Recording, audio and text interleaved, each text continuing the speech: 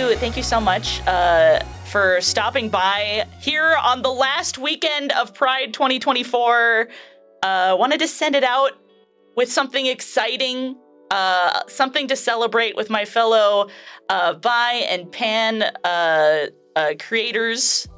And I found through setting this up that, I don't know, somehow in the VTubing scene, I have met so many people who fall under the bisexual plus umbrella.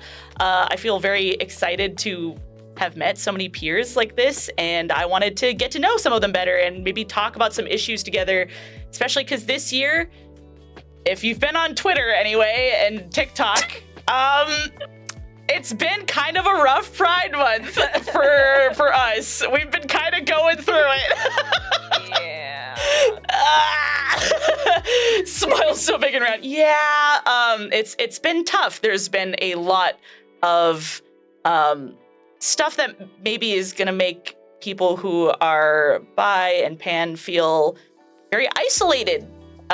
Because we don't quite fit in with the straight community. We don't quite fit in with the queer community. We feel like we're kind of left in this weird limbo. And so I thought, why don't we just bring some more visibility and let's talk about it. Let's talk to some other creators. We've got 2 panels back to back.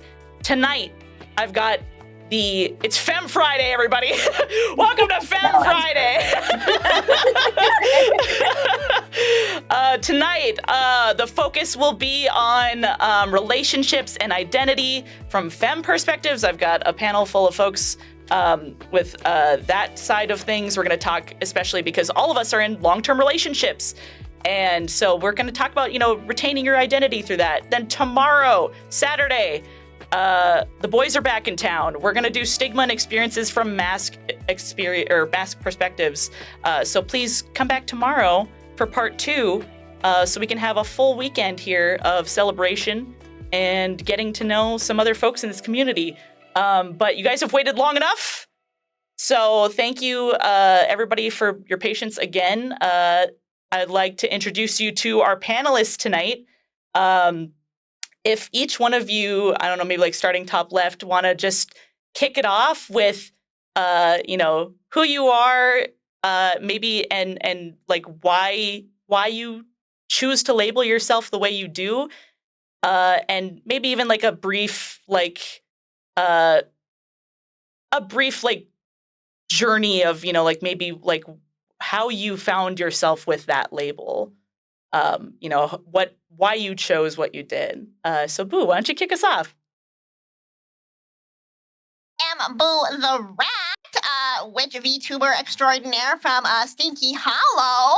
You guys might know me and my stinky male wife husband, Basil.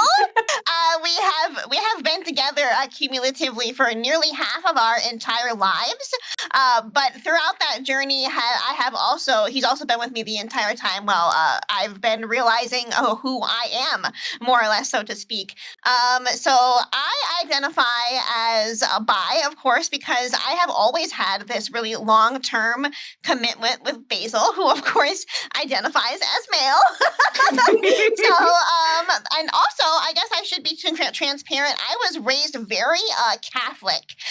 So I had a lot of internalized homophobia and all of that growing up, really the whole shebang. Lots of Catholic trauma, the Catholic guilt thing, all of that applies to me specifically.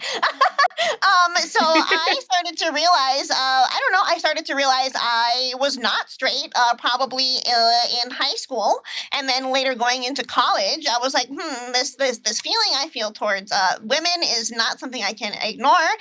It's funny now, but I distinctly have a memory of being like 15, I think, and I had a dream about kissing a girl, and then I was so tortured by this, especially because I was so Catholic, but I was like, well, I have to go to church and like pray and beg for forgiveness for like 2 weeks straight about this. And so it's hilarious now, but it was very, it was a lot for me at the time. You're going through it. Yeah, was the whole journey I took where eventually I talked to Basil about it. He was very accepting, of course, and I realized that the world of homophobia that I lived in didn't exist past of my very immediate fear that I grew up in and my own brain. And so I have proudly identified as bi ever since.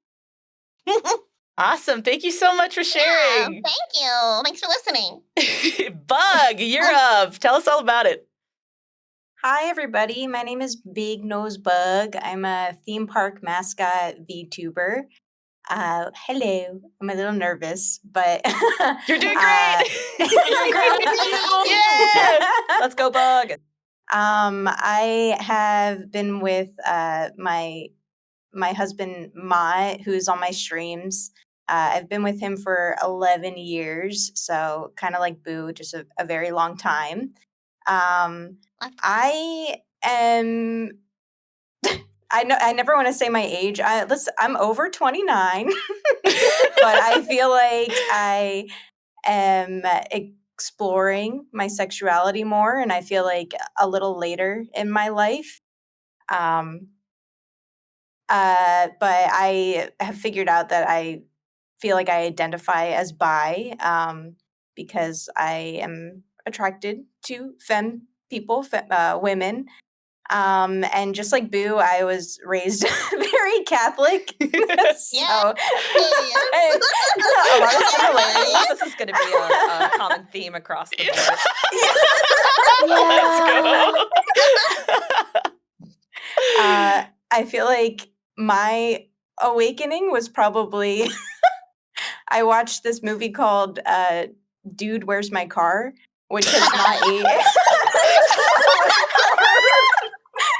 It has not aged well at all, but there's like a big sexy woman at the end, and I feel like that was my awakening. And yeah, I'm exploring that right now. I love that for you. Extremely real. Yep. Well, awesome. Thank you. All right, Mari, your turn. Let's go. Hi, everybody. I'm Mari. I stream at twitch.tv/radicalmari. I've been pretty openly bisexual ever since I've had a presence on the internet. My story is kind of similar to the stories that have been shared. I've been with my partner since like 2013. So we've been through it. And since the beginning, he's pretty much known and accepted my identity. I was also raised in a Catholic household, but I actually had very, very accepting parents, and they were really liberal and open-minded about all that. So imagine my surprise when I'm in high school and I finally come to my mom and I'm like, hey, I think I'm bisexual. To which she says, oh, no, that's not a real thing. So I'm like, oh, okay. So right back to the closet I went. The good news is sometime within the last 3 or 4 years, I was able to sit down and have a conversation about it again.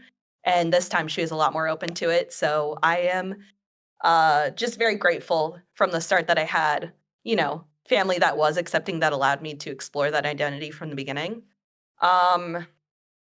My bi awakening, this is going to sound so dorky, but in the Princess Diaries, when Mia Thermopolis goes from being an ugly old student to being like the hottest thing, I was just like, okay. You know what? Yeah. Little baby Mari, I never this thought tiny about squid in front of the TV, just watching Anne Hathaway. I've been obsessed with her ever since, by the way. She's great. Maybe one day we'll high five. But yeah. It's a dream. The dream. But yeah, that's all the exciting stuff about me. I do also fly the gender fluid flag, and just that means that I go by all genders, or all pronouns, excuse me. I'm open to anything, but because I was assigned female at birth, I feel like I can provide the best perspectives from the femme perspective panel as well. Absolutely, yeah. I also fly under that, so I get the feeling of Let's fucking go. I'm like femme in addition to other. I don't feel like I'm like outside of the spectrum. I feel like I just kind of exist along it, so I get you there. All right, Starpy. Let's say hi to Starpy. Hi, I'm Starpy. I am your local resident Cupid VTuber. I like to call myself an equal opportunity artist. Um, also lots of fun religious trauma, but more came from The theme continues. yeah. But funny, like it's kind of funny because like my dad is a lot more on that Jesus will smite you, women shouldn't drink from bottles, you should pour it into a glass. Oof. Oh no. Yeah, and my mom is I guess tolerant is the best way to word it. Funny enough though, like growing up in my original church that I was forced to go to, it was very much like homosexuality bad, Jesus God. But then the church I ended up moving to after my parents got separated, the priest was actually really cool and was just like, half y'all are like sitting here glorifying cheating on your spouses when that's like actually against the Bible and judging homosexuals. The fuck is wrong with you? And he was also obsessed with Lord of the Rings. So I was just like, thank you. Thank you, Father Glenn. You were slay. Much better influence. Yeah, I was also really lucky. I have an older sister who is 5 years older than me, who is also very, very, very, very, very gay. And then another half sister who is a lesbian. So I'm just like, I had a lot of people around me growing up where I was able to be like, oh, okay. So me watching Nefertina from Mummies Alive and being like, pretty lady is okay. Awesome. I love everybody's like niche bi awakenings. It's giving me life. That's so good.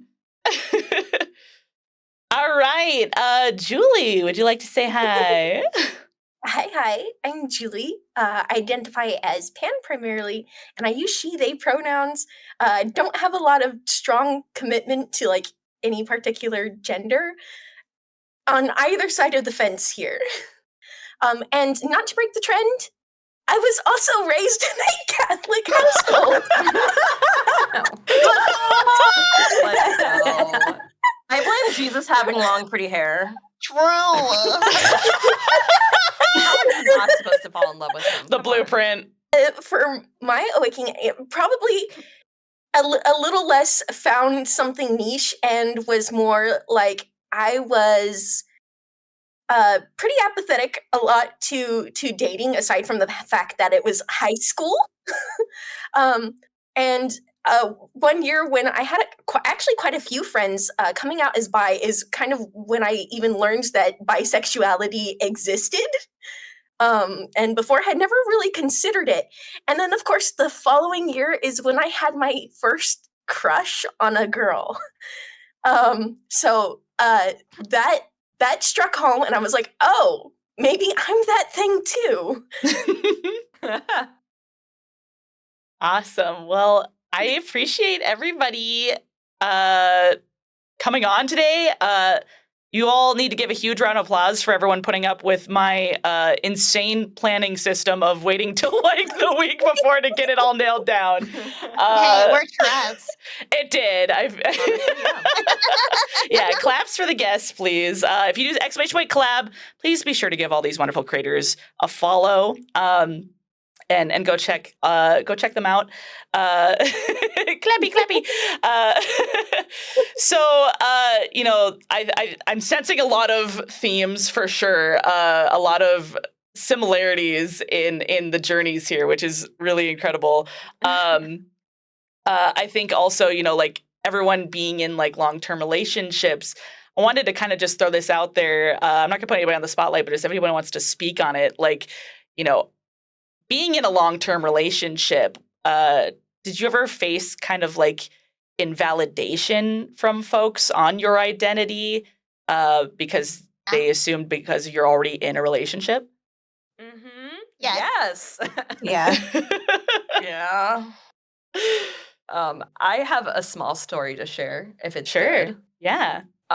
So there was a peer of mine who came to vent to me, essentially talking about like, oh, I have a friend who came out as bi, but she's married and now her husband wants to leave her. And I remember sitting in that conversation and thinking, am I not allowed to be bi because I'm married in the eyes of this person whom I very highly regard?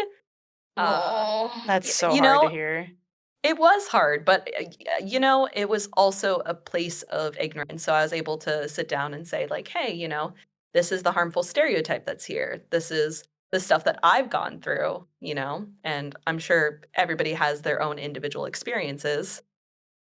But yeah, it's one of those things where you see it happen from within the queer community, and it's just so wild.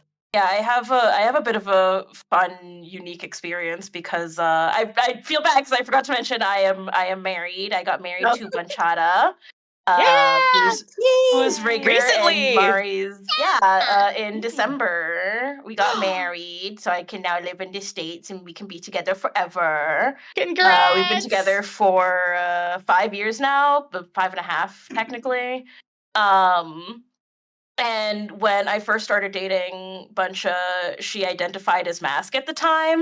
And obviously through us like being together and like getting comfortable with each other, she was like, Actually. so it was very much like at the beginning of the relationship, I had a lot of people being like, well, I thought you said you were pan. Like, why are you like dating another mask person? Blah blah. And it's just like, why do you care? Why do you care? Yeah. Yes. Yeah. I think like my biggest gripe whenever it comes down to everything is it's just like, why do you care who I'm giving little smooches to? True. Yeah. That really is the crux of it all, to be completely honest. I mean, Yeah. I remember full send. Something about me is that like I always make jokes that my bisexuality, the two things I'm attracted to are women and werewolves. Because well, I definitely recognize my bisexuality as a very real part of myself. I will say that my attraction towards like feminine presenting is way higher than the mass percent, except for when it comes to like monsters. I'm like a very specific type of man. So I since I've come to realize that about myself, half my personality is like reading and talking about Yuri and writing it. So that's my whole thing. So on Tumblr back in the day, I had a little bit of a presence for being someone that wrote and posted about Yuri, Slay. but sometimes I would also post about Basil, and then I would get all kinds of ass people being like, "How can you like women and have a boyfriend?" And I was like, "What?" And it really made me feel super fake for a long time, and I felt like genuinely like I was not allowed to like women as someone who was in a relationship with a man, and I kind of was quiet about it for a long time because I felt some weird shame about it for some reason. Yeah. Yeah. It's funny you say the werewolf thing too, because I think it was on one of the bi resource sites. One of them talks about the bisexual werewolf that, and they're like, they compare bisexuals to werewolves in that a werewolf doesn't stop being a werewolf when in wolf form or when in human form. I love We're all werewolves. Yeah, exactly. All right. I love all right. that. Yeah, I just thought that was fun to see on like an official like resource site too, and it's a really great analogy too. Fantastic. Bisexual werewolves unite. Claim werewolves as our cryptid for our Yes. sexuality. We need to make it part of the culture. Yeah, absolutely. Yes. Yeah, you talked about feeling that kind of shame or like almost like a stigma of, being part of a queer community, but being in a relationship that is, maybe straight passing. Has anybody ever had any like struggles with like feeling like participating in Pride Month or or, like feeling connected to the queer community as a result of that? I personally do all the time. So I feel like at the very least when like if I were a lesbian, I might be able to say, oh, I can just come out and say, and this is my life. Like I would only be with a woman. But as I am, of course, I'm bi or pan, and I have a husband who I've been with for 10 years. And so it's even every day, for example, if I'm just even at work,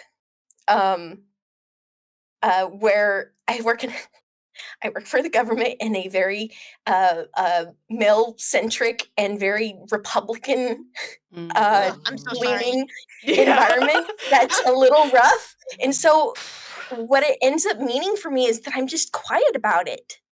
That I just don't say anything because I don't want to stir the pot at work. I don't want all these people to view me differently or with any sort of negative connotation when I'm doing my best at my job. I'm already a woman in this field in IT, so it's just something that I feel like I don't always get to show my pride. Yeah, Yeah. absolutely. That's really rough. Totally I'm sorry. understandable. Yeah, and I know in my case, I've felt that shame too for a long time, and I didn't celebrate Pride. I felt like I wasn't allowed to, so I totally understand that. Does anybody have, like, obviously you're all at least out enough that I was able to contact you and know that you were fall under the Bi Plus umbrella, but a lot of us have different spaces in like online space versus IRL. Did you feel being in like the VTubing space, like did that have any impact on did any of you feel more comfortable like in this space? And why might that be versus like in real life? Yeah, absolutely. I would say like, I mean, it's kind of a joke at this point, and I don't think it's not entirely true, but everyone makes the joke that everyone in the VTuber community is bi. Immediately joining and just having this like, at least I felt when I joined the community that there was this huge like outpouring of like people that were very openly bi and people that were just like, just in general, I think with like female and female presenting like creators just being very uplifting of each other in a way that like very much felt like yeah we're women and we like each other, we all think we're cute and we all like other women and it's like, it doesn't really matter exactly how you identify, but we all like there was this kind of just sort of community support of like lifting that up regardless of labels that I immediately felt, and that's why I've been so comfortable being so open since I've started streaming, definitely. That's I would awesome. also say, since joining the VTuber community, this has been the most open I have ever been about my sexuality. Happy for So you. just being able to even explore it and dip into it is an extremely different experience. Absolutely, yeah. I think it's feel also. like- Go ahead. Sorry, Go ahead. No, Mari, No. you're on the panel. I'm just the host. I'm sorry. Get in there. No. My thought process is like I was less focused on like being more openly queer when I joined the VTuber space, and I was just flabbergasted with how many other openly queer people there were on the internet. The spaces that I occupied before it, I was like the token bi like Discord member for a very long time. And then I go online, I'm like, yo, there's so many motherfuckers. That's awesome. There's so many of us. Absolutely. Yeah. You like kissing cuties too? Hell yeah. Absolutely. I was gonna say for me, I feel like my stream like community inspired me to explore it more because everyone is so open, about their sexuality in my community. So I was like, oh, I should set a good example too and just be more open. Maybe it'll inspire somebody too. And that didn't really happen without seeing like other like VTubers, like everyone on this panel just talking about their sexuality so openly and so happily. Like for me in the past, I've just felt like shame with it. So just seeing everybody be so joyous about it was definitely inspiring in VTubing. I love that for you. That's Aw. amazing. Yeah. Mm. It was your comment. I didn't even know until recently that you were bi, Bug, and you had commented on one of my tweets about seeing the biphobia that was going around on Twitter and how discouraging it was. And you had mentioned, you know, like this is part of why I have a hard time being more open about being bi. And that was why I wanted to have you on this panel, because I think that's a very common experience, is to see these very, you know, like antagonistic posts towards bi plus people, even from within the queer community. Yeah. Like, Yeah, definitely. we could talk about the tweet. Yep. Yeah. We could talk Which one? for a very long time about the biphobia specifically in the queer Yeah. community. Biphobes are big stank. Agree. Thank you, Ren. Ren. So true. We were talking kind of before the panel started about that this has been a rough Pride Month, especially for that shame and stigma that is directed at bi plus people, and it also kind of intersects with misogyny and a lot of other things where it seems bi women tend to be a very strong target for biphobic rhetoric, and we see it a lot in posts that went around the internet, like this one. So this was a tweet that went kind of semi-viral this year, and it was, I'm not joking, the first 4 days of Pride Month. 4 whole days of, like, at least the first 4 days of Pride Month. All that I could see being talked about was this tweet. And for those who are just listening, I'll read it off. But the tweet said, "This has nothing to do with anyone being bisexual, but I don't want your cishet BF or boyfriend in a queer space. Like, leave him at home. Don't bring him to Pride. Don't bring him to Chapel Row. And why would a man be there?" I know he's a man. Someone typed that out. They took Yeah. There's so many Yeah. trolls all over this statement. Oh my god. Mm-hmm. So yeah, I'd love to hear, you know, if anybody wants to break down, you know, like, why is this such a harmful tweet? Oh god, fucking. Where do I even fucking begin? First of all, you cannot fucking look at a woman with what you perceive as her straight hetero boyfriend and like know for sure that he is straight. Or that he is a man, or that he's cis. Like, I don't know. What if he's trans? What if he's non-binary? You don't know his gender. You don't know their relationship. You don't know their dynamic. That whole thing. And that also, even if he is, let's assume that he is cis and het. Why is he not allowed to support his partner in their journey for Pride? Yeah. Like, right? There's just no part of it that makes any sense.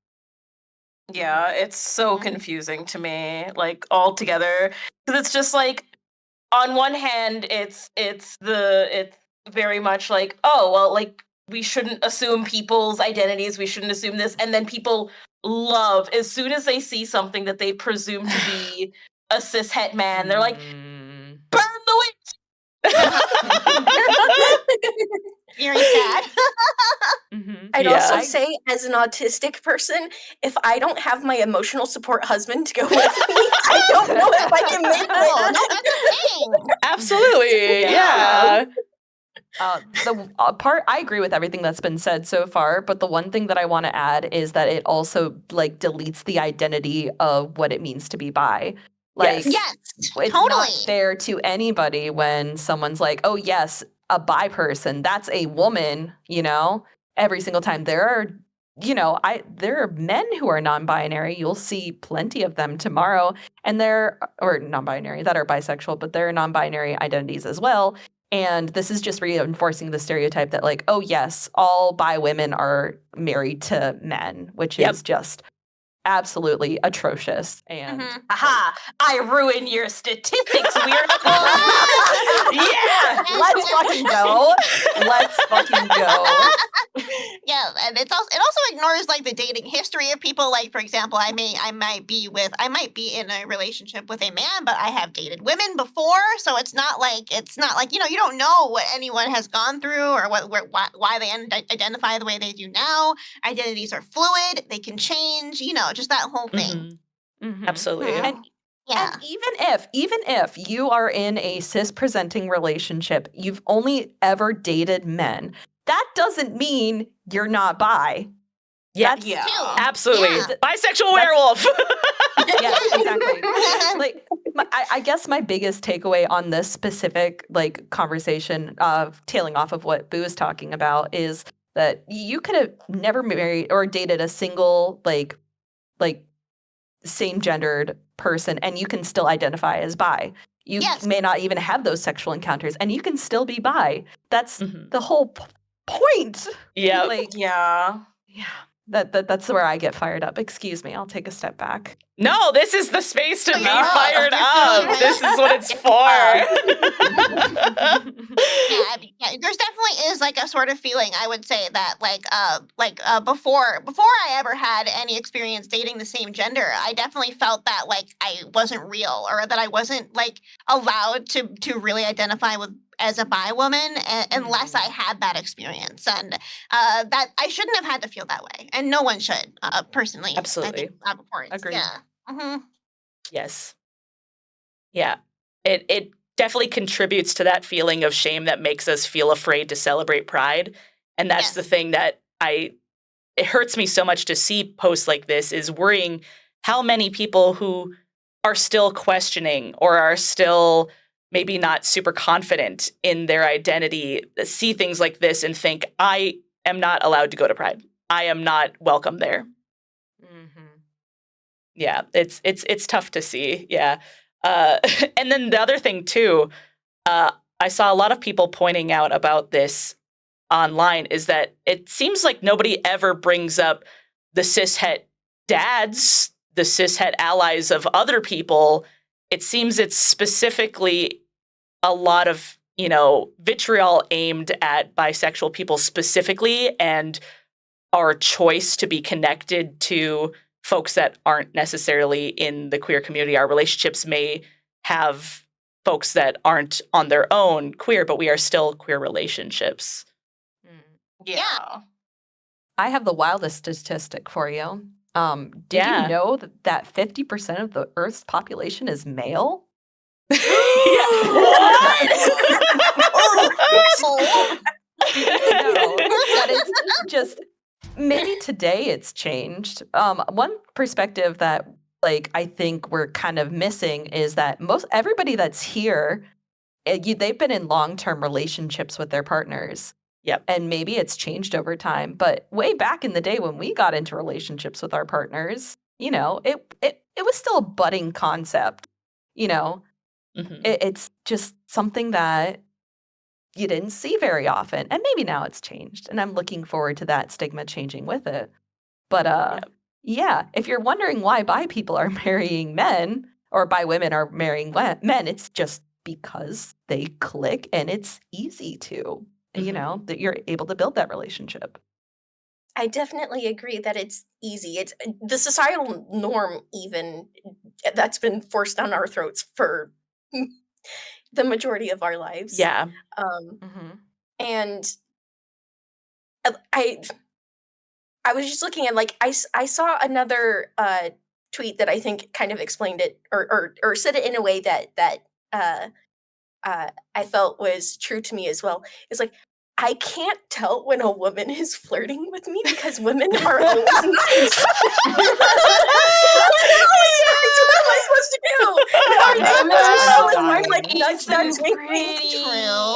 I wanted to go over some facts that maybe folks in chat might not know.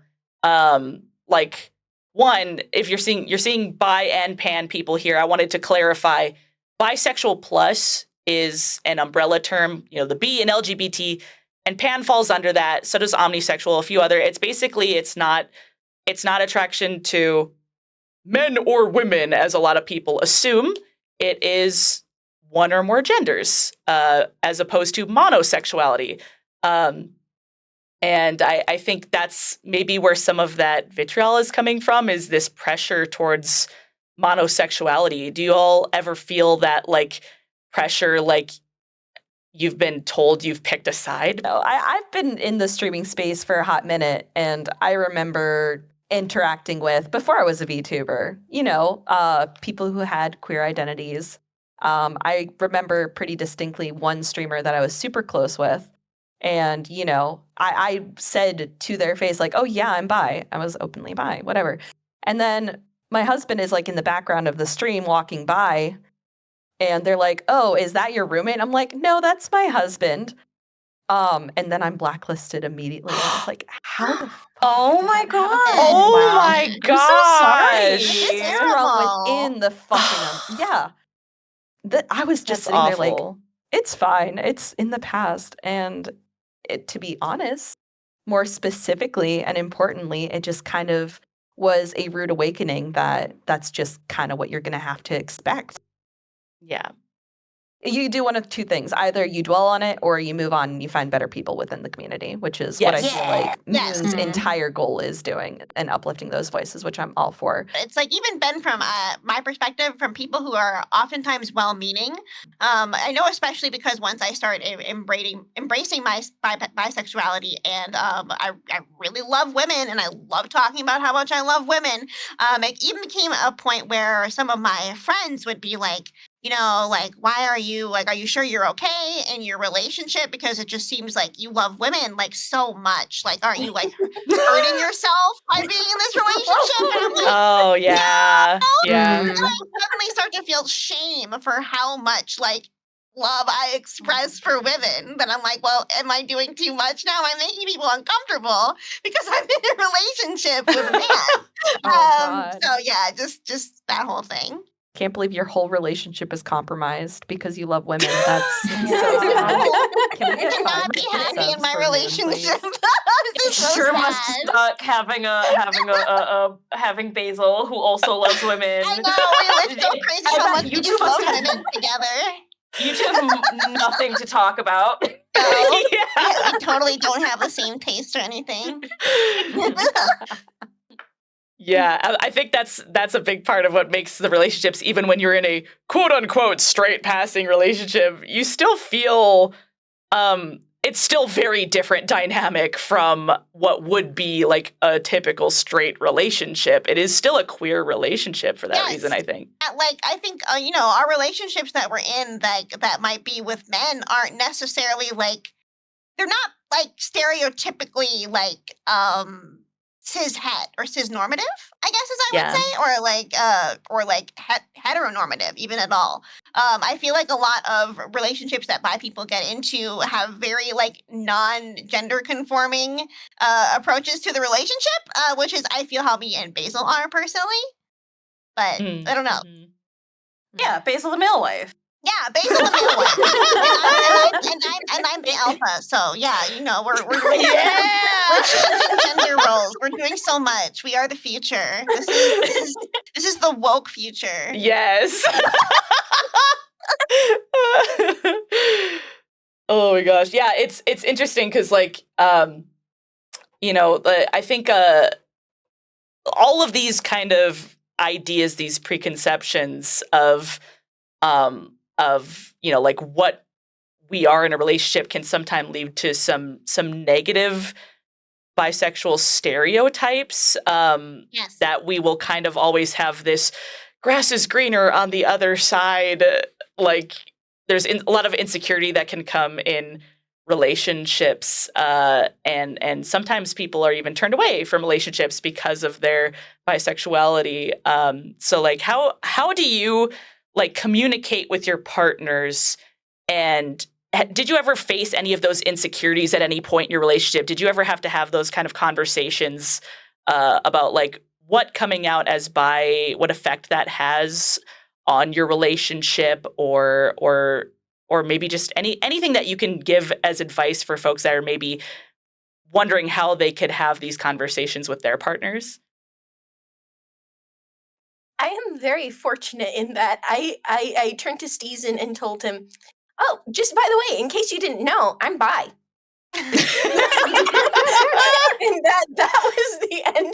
conversation. And I think that's more of a sign of how much trust I have in Steez than anything, and how much I know he would not have any effect. He would not be affected by that. That's wonderful.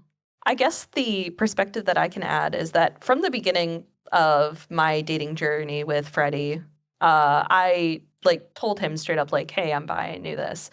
But towards the later part of our relationship, probably sometime within the last 5 years or so, he was the one who came to me and said, hey, I'm not really sure how I feel about my identity. And that was something that I was like, all right, well, you can take it slow, you can figure it out. Here's the resources. And being able to be there and support your partner that way was really cool.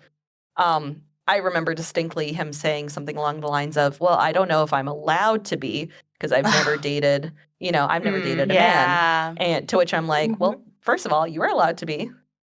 And secondly, I want you to feel like, am I any less bi because I married, a man? And he's like, no, of course not. I'm like, well, there you go. There you go. Yeah. There you go. There you go. Absolutely. Perfect. Yeah. With Basil too, since we got together pretty young, and we had this whole journey throughout a lot of time. Clearly, he actually was the one to ask me. So it was something that I kind of realized privately on my own. But because of all of that Catholic guilt and shame and trauma, I guess I would say, around it, I just didn't want to tell anyone. I didn't even really want to admit it to myself. But I think there came a point where Basil just noticed a clear shift in my interests and attitudes towards women. And he just asked me one day, he was like, do you like women? And I just remember at that moment, it was such an emotional topic for me still that I didn't know if it was okay. I didn't know if he would accept me at this point. I should have known he always would have. There's no reason he ever wouldn't have, but it was just my brain. So, but he was super accepting. I remember that conversation. I remember that long call. I remember crying on the call and him being super acceptive and supportive of me. And it was a really important moment for our relationship. I'm gonna cry. Aw. No tears. Only happy tears. Yeah.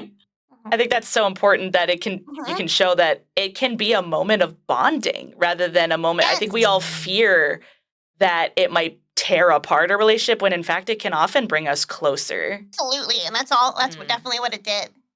Yeah, there's a level of trust that you're showing by being able to tell your partner that kind of thing. By the time I met Bunch, I was already very openly pansexual.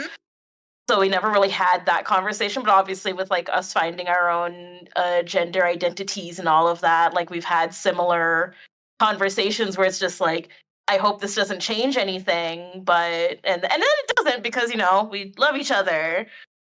Ugh. And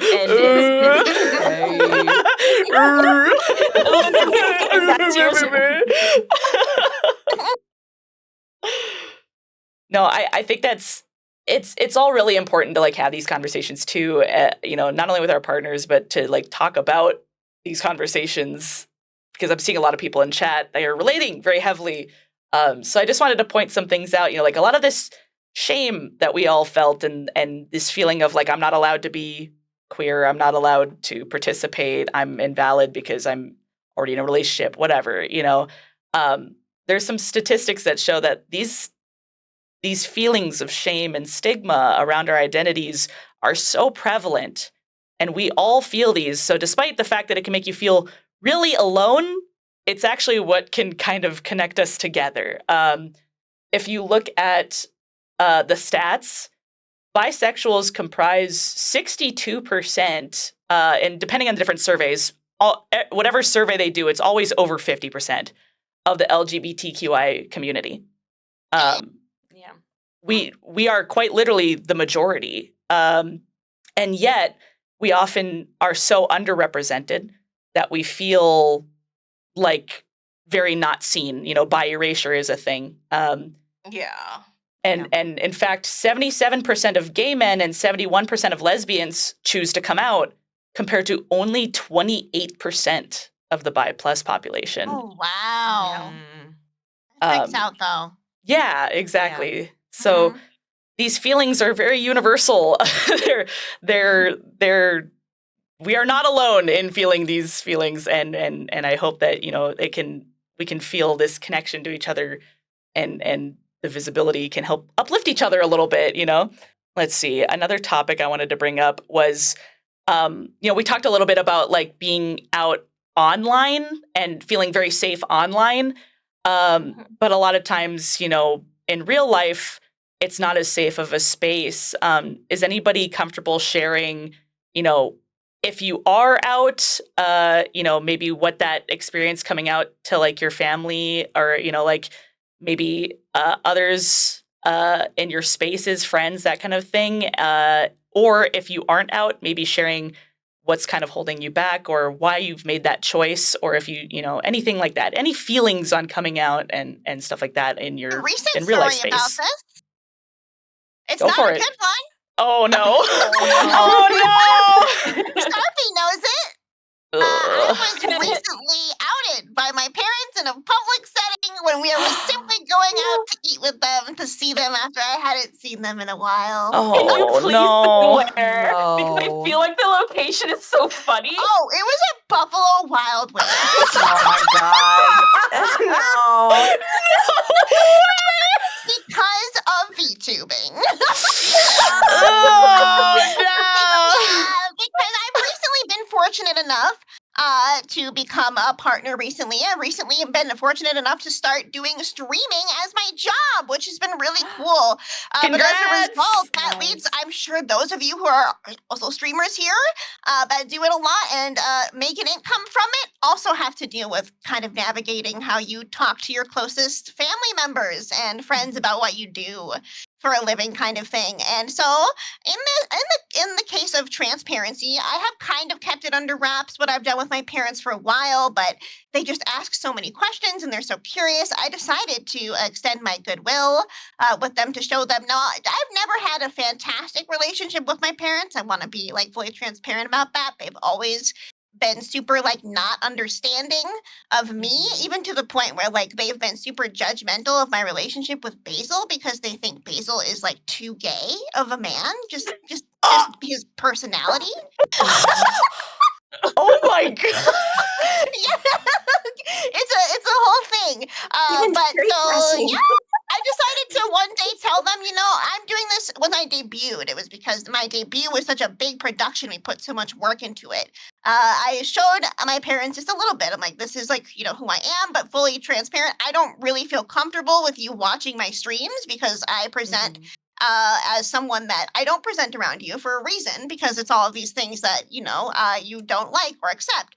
But then one day when I go out to Buffalo Wild Wings to meet them, they inform me they've gone to my channel and reassured me they didn't watch my streams, but they just fundamentally didn't understand how Twitch worked, because they were like, we only watched your clips. We didn't subscribe, so we couldn't see everything. I'm like, that's not how it works. You can see everything.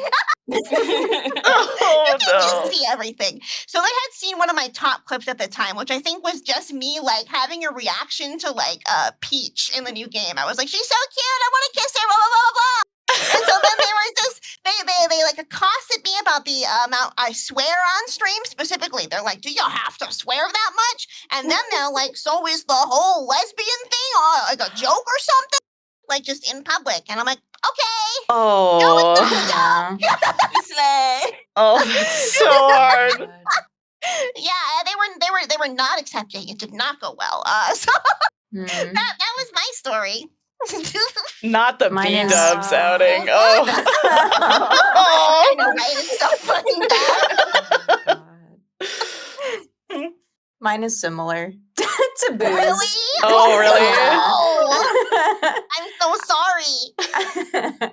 I did like kind of like come out during college, and not to get too detailed, but it was kind of like a similar thing where my parents were like, oh, it's just like a fad thing, right? Like you're going to art school, like it's the thing to do, and it was just like like a weird joke to them. So that further was like, you believe it to a certain extent because it's your parents and you don't want to admit they get to you like that. But there is like a little bit and you're like, oh, and they like, yeah.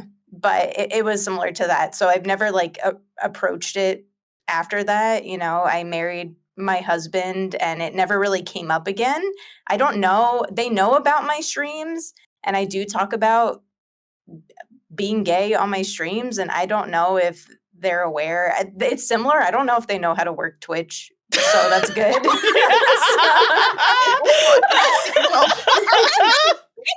Let's keep it that way.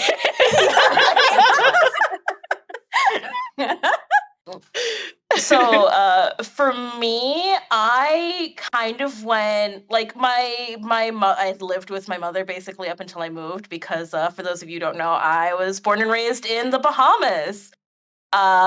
Not the most homo safe country out there. I'll never forget first gay cruise that tried to come through. They threw trash and bottles at the ship so that people couldn't come off the ship. Oh, that's Wow. awful. Oh my god. Yeah. And I think all of my grandparents are from Jamaica. Another, not the most Yeah. LGBTQ friendly country. It's not like people get killed there. So my mother kind of knew, but like she didn't like. Again, my mother is very much on the level of tolerance rather than acceptance per se. My father is very very homophobic. Also, as I kind of already mentioned. And I'll never forget. I had gone to a convention and I had taken a picture with my wrestling friend Brandon Williams. And my dad was like, "Is this your new? Is it like? Oh, did you get a boyfriend?" Blah, blah. I was like, "Dad, he's married with kids." And he was like, "So?" And I'm like, "Dad." and I was just like, "Dad, just no." And he was like, "Well, as long as you're not like your half sister, the one who was married in a lesbian relationship already." And so when I was finally moving up and to get married to Buncha, I just kind of went. By the way, I literally I got to the airport. I can't remember. I can't remember if he called me or if I like messaged him or something. I was like, by the way, I'm at the airport. I'm moving to the States and I'm going to go get married to my wife. Okay, thanks. Bye. I'm out of here. That's awesome. That's what's up. Awesome. Mike drop. And Yeah. And it still has like it's so weird because like he's gone through like weird ups and downs with it. Like I think he's trying to be not completely terrible, but then he'll like turn around and be like, "Did you not post it all over Facebook?" And I'm like, "It's my Facebook account. Fucking unfriend me then." Like Trying if you to don't want to see police me you. That's posting, crazy. yeah, because I was just like, "Oh yeah, here's pictures of my wife's cats. They're now our cats, teehee." And he was like, "Could you not post it all over Facebook?" And I'm like, "What?" I'm sorry you don't like That that. sucks. Wild. Yeah. So I mentioned it at the beginning of stream when but for anybody that wasn't here for that, I technically came out to my parents twice.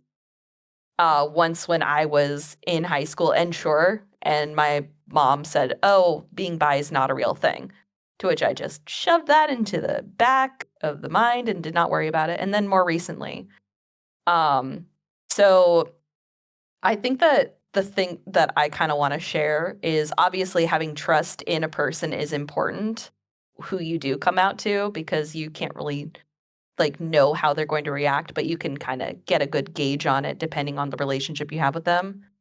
But more importantly, people do change over time and they can be more receptive later down the line after having an opportunity to educate themselves.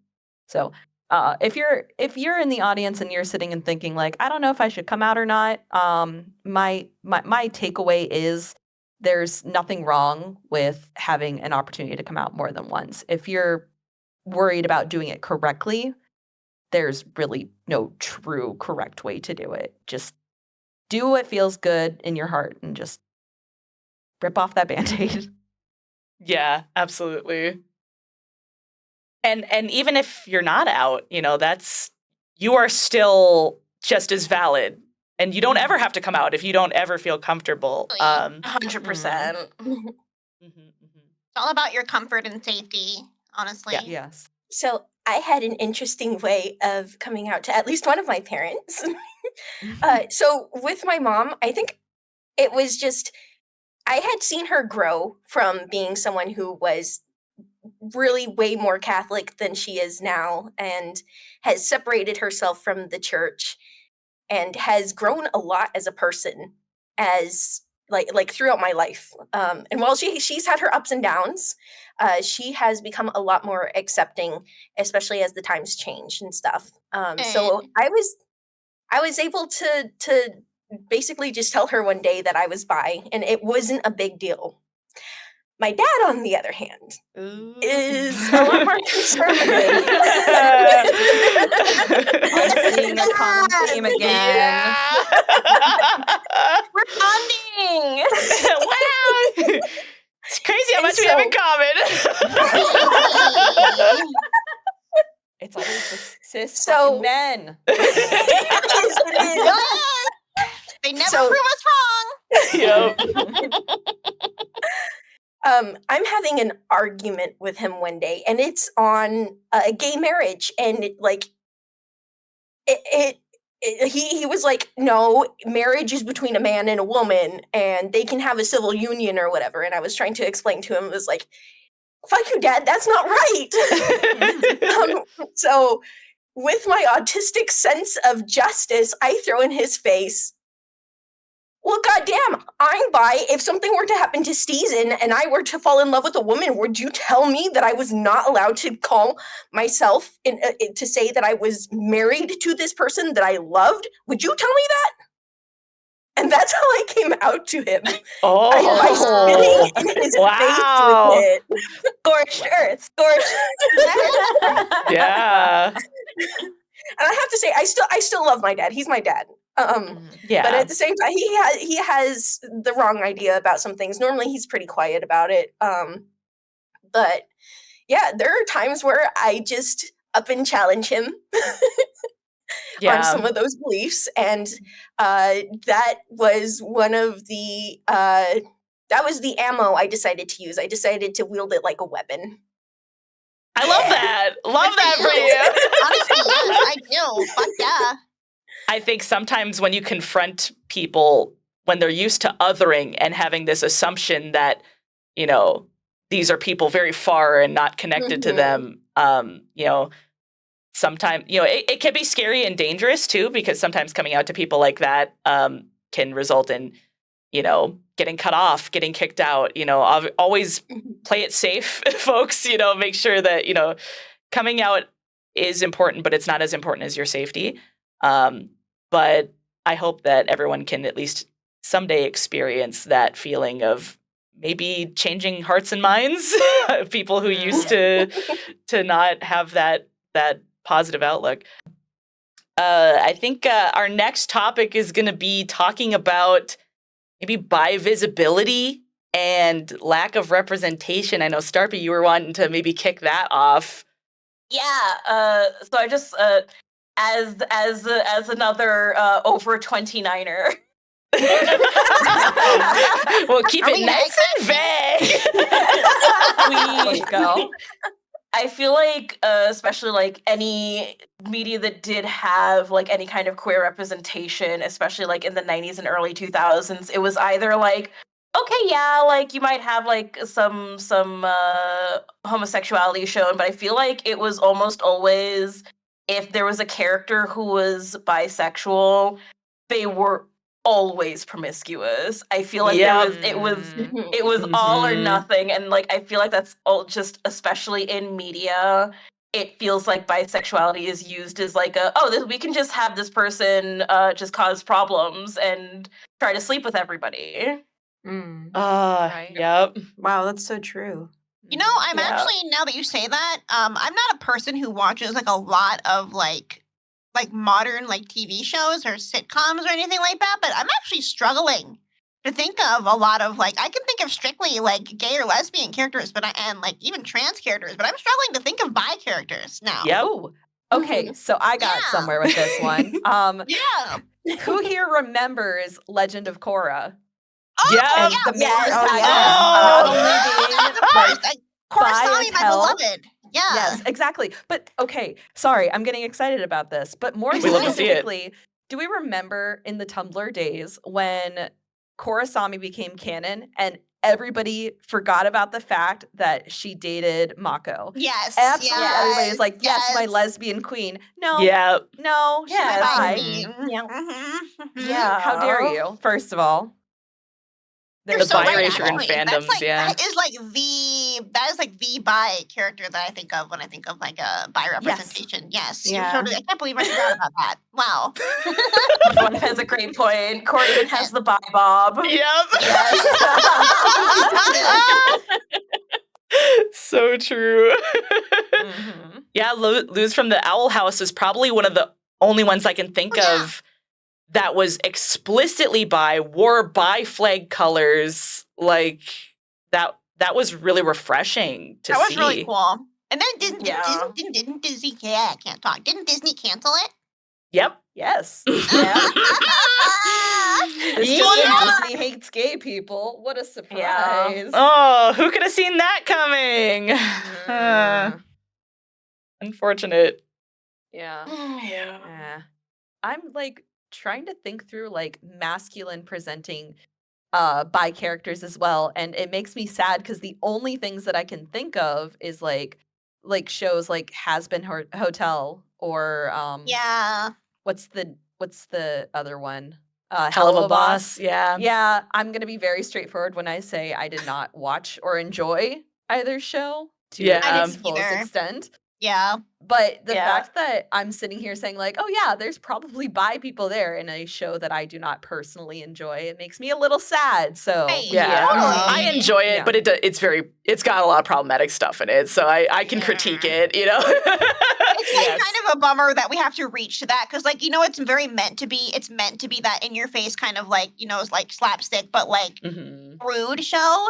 But it's kind of a Mhm. bummer that we don't have more that's like not, meant to be such like a crude, like, it's fine. All things should exist. I'm just saying that it's a bummer that we don't have just more like, I guess, vanilla representation. In day-to-day media. Yeah. Yes. Yeah. I would also say that like all of the examples here, like so far I've heard a lot of that are animations, a lot that are more niche. Oh. I don't know any that's Mainstream. mainstream. Yeah. No, Yeah. yeah, that's the thing. I'm trying to think of I think of like There I'm is. thinking of a character from. I watched Degrassi. Okay, don't judge me. Degrassi's It's okay. There's like this I watched it too. character. Yeah, okay, good for you. There's this character named Miles that is bi, and he's like the only one I can think of that's like male on like a show like that. Mhm. Mhm. And that's crazy. Maybe I don't watch Modern Family. I guess I wouldn't know. Yeah. Or if people are saying in chat, Yeah. The Boys has bi characters, but they're all nightmare people to a degree. Yeah. Well, if they're all Positive queer people, it's fine. representation. Yeah. Mhm. Mhm. You know, somewhere where I feel like we are always going to find some really good bi representation, though? Fan fiction. Oh yeah. Yeah. Fucking Yeah. God for fan fiction. Oh my God. What would we Mhm. do without AO3? Actually, yes. It's where we fill the holes in the representation, right? Like we And quite and our literally. work in general.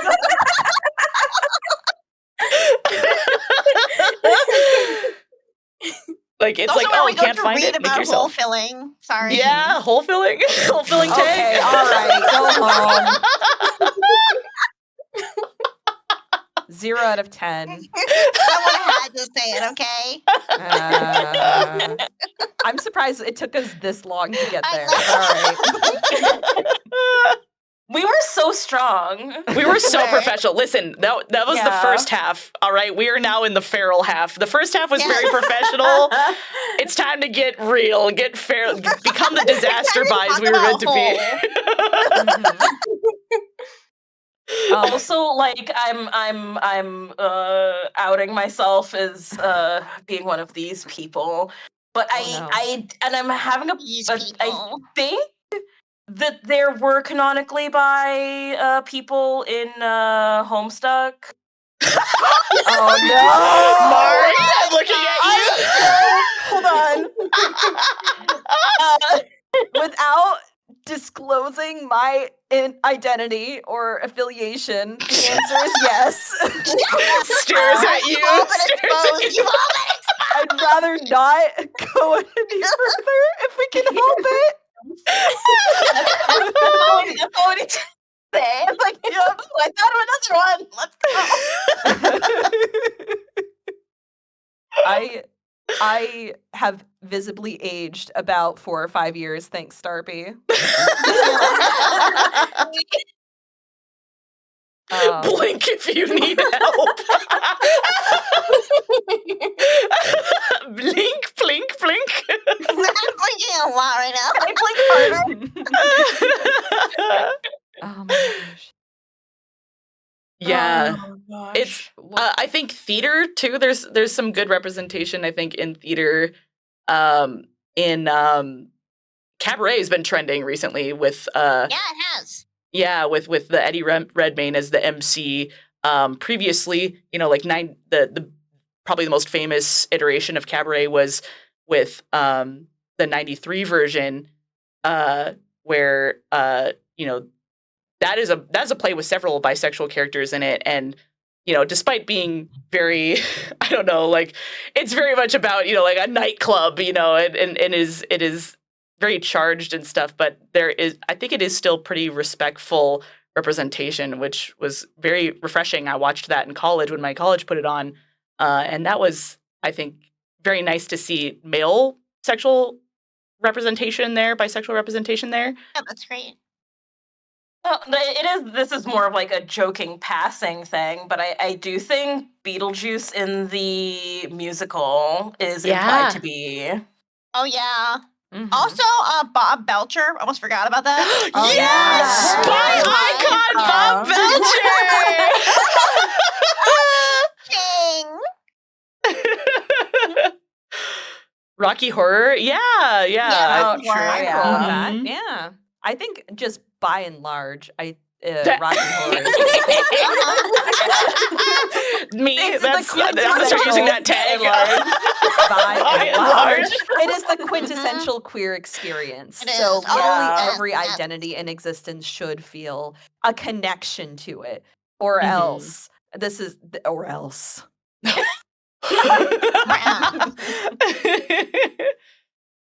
Somebody Um, mentioned earlier in chat too that like a lot of times villains are portrayed as bi, which can be kind of yeah. harmful when it's Yeah. too Well, much of that. I think of Loki. I think is canonically bi. I could be wrong, but I'm pretty Mhm. sure he is. He is, I mean, for he sure, he in my reads heart. that way, but I think the Loki In show, my he heart. actually true. I think he talks about dating both men and women though in the Loki Mm. show. So I think that's Yeah. actually a canonical thing. And that's more Nice. mainstream too. I mean, obviously Yeah. in the comics, he like Yeah. gets into And a of lot of course, like, stuff. Yeah. Yeah, of course, like the mythological Loki is like gender fluid. So it's Yeah, like, absolutely. Absolutely. Bisexual coded Disney villains. You know, Who's your True. favorite bi villain from Disney or otherwise? Ooh. For me, it's got to be Scar. Oh yeah. I'm True. claiming him. I'm claiming him. That one lady from the evil lady from Atlantis. I don't know if she's bi. Oh. She's Oh, yeah. Atlantis, She's my oh bi my awakening. gosh. I Oh. remember. Hilda. Yeah, she's great. Yeah, she's I so love hot. her. The Keita constant, and Milo, hair I think fixing. yeah. Can we just say like 80% of the cast? Because I feel like 80% of the cast. Yep, I will say I think 100, basically. honestly. And Captain Amelia from Treasure Planet was also Yes! really Oh I like her yes. as well. Sorry, I'm going to Radican be mention. real. Yes. I wanted to bring up Treasure Planet so bad. That is my absolute highest hyperfixation, but I didn't want to be that guy. No, I love Treasure Planet. Yeah, Treasure no, Planet's that's great. It's iconic. We need to talk about something else because I can talk about Treasure Planet for like hours, and I really don't want Oh to my do that to the God, I love it stream. though. They said, "Hold me back, hold me back." Please. Amelia is responsible for a new generation of gay furry women, Absolutely. Mhm. Oh, yeah. No doubt about it. As one of those, yes. Hi. I think. Yes. Hi, I'm in this post specifically. I'm in this picture and I don't like it. I'm in this picture and I do like it. I like it. I like Love this picture. Mhm. it. I feel like this is a weird seg, but I kind of want to like talk about it a little bit since we're talking about representation in media. Sure. Who here is familiar with the Fire Emblem franchise? Question mark. Me! Okay. Okay. Oh, no, this is me. This is my hyperfixation you're calling out now. Okay, then I'll leave most of the conversation to you if you so choose. Oh, but the God. one thing that I want to talk about is in Fire Emblem Fates. Without hacking, there are 2 romanceable bisexual characters. And one of them, one of them is a literal like sex fiend convict, and the other is just a super obsessed, like very what was it? Is it tsundere? Is that the right term? Yeah. Female? Yeah. So shout out to the modders who gave us the opportunity to play Gay Awakening. Yeah, seriously. But I never that played the was mod. I should totally do that. it was great. Yeah, hell yeah. I say was because like I can't do it anymore. I lost my 3DS, but maybe one day. You know, Yeah. talking about Emulation. talking about the media and games and such, Yes. I feel like I wish they would touch on it a little more. For example, Baldur's Gate 3. Yes. Everybody in Yes. your party is romanceable regardless of what sex you pick. Love That's that. awesome. Mhm. So Yeah. it's just not talked about though. Like, why Mhm. not talk about it? Why not have that representation? Yeah. And I'm sure like some of it is just so that like nobody feels left out when they want to romance a certain character. Right. And I don't know if it would be overdoing it to have every character have this conversation. Mhm. But it's kind of glossed over and it generally accepted without there actually being what I feel would be real representation, a real talk about it. Yeah. Yeah. Yeah, Julie, I have a mean- question, and then anybody, of course, I would love to hear your thoughts on it. But there was way back when there was a narrative going around that only gay men were allowed to date Astarion, and they were like Oh. openly ridiculing people who were like femme. Like People Mm. always What? do this. People I love to do hadn't even this. heard that. Like, Yeah. what, Yeah. gatekeeping I'm the not character? surprised. Yeah, Yeah. but I mean, it's the internet. People are gonna gatekeep Mhm. whatever Of they course. feel like. Yeah. Yeah. Well, kind of piggybacking off of that, you know, like that's the first thing that I thought of when you were talking about like bi representation Mhm. is there's something that is quite explicitly bi, even if people don't say it within the game. And still there are people within the queer community that are trying to gatekeep that Yeah. identity specifically. Mhm. Yes. Yes. think Oh, we see that especially a lot. because oh my goodness, I'm gonna bring this up because isn't it true? I don't actually know. Don't quote me on this. I haven't played through all of Baldur's Gate. I only started it, and I really need to keep playing it because I love it. But weren't there some people that were very uncomfortable with, for example, I remember men being uncomfortable when they would like try to date or romance Carlock, and like she would top them. Right? Oh. Yes. Yeah, and they were like, Yeah. "Oh, this is some weird gay shit."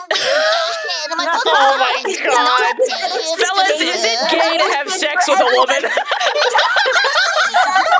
I just couldn't handle that she was a top, and I'm like, "Oh, that's like a whole other like aspect of it too. That like of like the biphobia too, because they can't allow women to like be anything but a submissive role. It's so Yeah. Because you're so real for that. There were people who review bombed the game for that. Yes. They like review Yeah. bombed the game for the fact that they got topped by Carlock. It was so stupid. Wow. That's wild.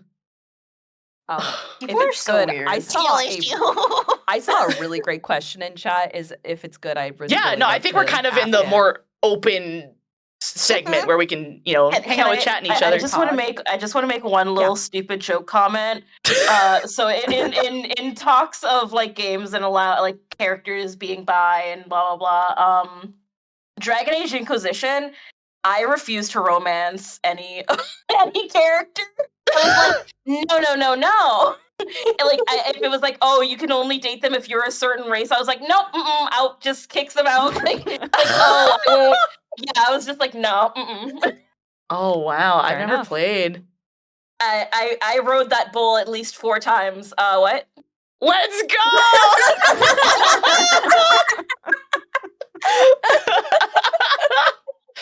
As you should. As you should. Fucking should. As you should.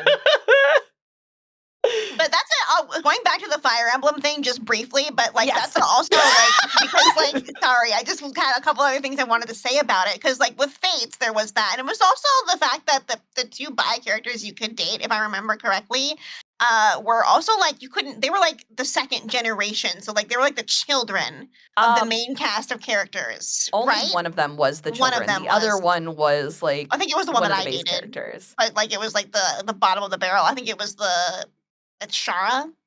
Was her Yeah, the Yeah. Tharia clone. Yeah, the Tharia clone. Yeah. Literally, exactly, the Tharia clone. Actually, But literally. then they had, of course, improved upon it in Fire Emblem 3 Houses. But like, oh my god, the option for the bi men that you could date was terrible. There were You like only 4 got like total. you got like one like normal one that like you got like a little sleepy twink boy, and then you got old men, literally old men, like actually old men. Interjecting, Your Honor, the old men isn't even romance. Like when you pair with them, it's still a True, that platonic too. relationship. Oh They're no. not even romance, it's platonic. They're like it's a kind of like almost like I'm gonna be like a father role for you almost. Sort Yep. of. It was bullshit. Yeah. Yeah. Which, in all fairness, it's that way if you like romance them as a male or female character. But for female characters, you had a much wider You array had of much bi more. characters. Yeah. Like Yeah, you had a tons. much wider option, and even then, it was still kind of like, okay, but why are like these like 5? I mean, I guess it makes sense. Whatever, you don't have to make all of them, but at a certain point, it's just do we just make the Baldur's Gate route of making all of them bi? I don't Yeah. know. Mhm. I have not finished Engage, the most recent Fire Emblem game, but I Mhm. seriously hope that they gave people the opportunity to like romance anybody, regardless of the fact, because we deserve that. Yeah. You really do. Yeah. Honestly, that kind of pulls over to the question that I pulled from chat earlier that I think is pretty interesting.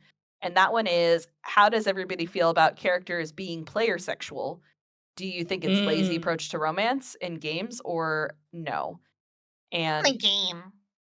to me, I say absolutely not. I don't think it's Mhm. lazy. I think that Yeah. it's accommodating Yes. because Yeah. Mhm. like the alternative is either some or none, and I Yes. would rather just have all. Mhm. And Yeah, that's how I feel right. about that.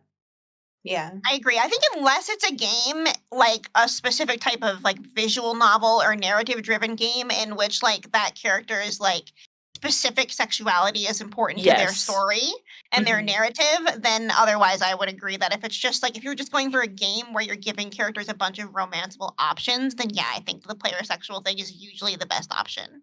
Yeah. Yeah. Mm-hmm. Mhm. Close I the remember road. being very frustrated by like Mass Effect, when I was like why can't I date? I was so frustrated, and that Mm. feeling of frustration can it's like if you're gonna include romance, at the very least make sure that you've got all the bases covered, rather than just oh, you can date all the women and like one guy. Like Yes. it's Yeah. very unbalanced. Yeah. Yeah. I'd also like to just call out, somebody mentioned Stardew, and it's Yeah. another one of the player sexual Mhm. character romanceable options kind of thing. And at the very least, technically Stardew does have, if you are a person of the same sex, romancing another character of the same sex, that they will have a line that says, "I didn't even know I was into whatever." Oh, Oh, at different wow. points. And I was, I thought it was just really cool that they kind of included that. Yeah, because That is it is on like sometimes it is very much that experience, especially in like coming from a country where like a lot of even if people are like LGBTQ, a lot of people will tend to hide it away and have that like shame of like, oh, I'm in a small town. If I was to do this kind of thing or explore it, everyone will find out. Like even if it turns Yeah. out that I don't feel that way. Mm. So like I feel like it very much touches on that like kind of small town experience. Yeah. yeah, you're right Yeah. about that. Yes. Oh, that's so true. It's a really good way of looking at it, actually. It's kind of a nice form of escapism of like, you know, Yeah. like, because I grew up in a small town as well. And it's like, Hey, oh, imagine if my small town was actually really chill and accepting instead of being an incredibly traumatic environment. Oh my God. Well, there's so many things. Wouldn't that be so nice? There's so many things. I wonder if you have the same experience where I have so many experiences growing up in a small town where it's like, oh, there's this memory I have, this little thing I would do. For example, one thing is like there's a little town very close to my little town that does like a rhubarb festival, and it's really cute. And I was telling one of my friends about it, and everyone's like, yeah, we just go to this little town and we all eat rhubarb. And I'm like, yeah, it sounds really cute, but like everyone's a racist. And, Oh, Stardew Valley is God. not real life, unfortunately.